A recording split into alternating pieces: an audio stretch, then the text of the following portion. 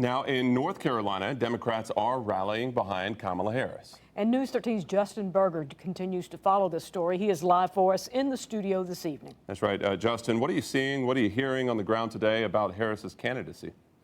Tammy, Patrick, to speak plainly, the Democrats we're hearing from are ecstatic. And let me be clear, this isn't just a feeling of change, but rather a tangible shift in turnout.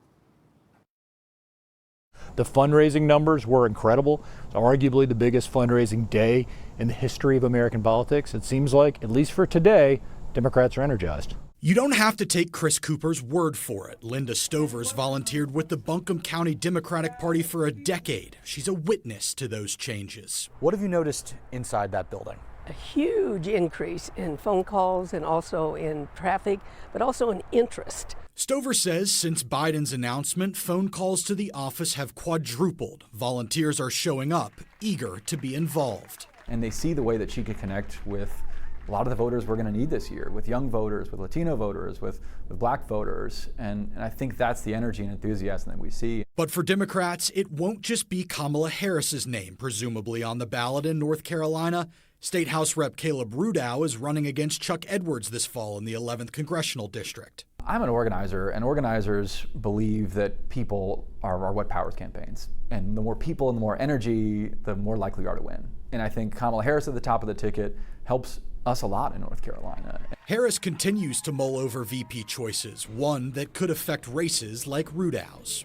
If Roy Cooper is number 2 on that ticket, the resources are going to stay. And if the resources stay, that's going to be higher mobilization. It's going to help people running for state house. It's going to help these statewide candidates, auditor, treasurer, labor, those kinds of offices where we don't know as much about the people, but the party brand means a lot.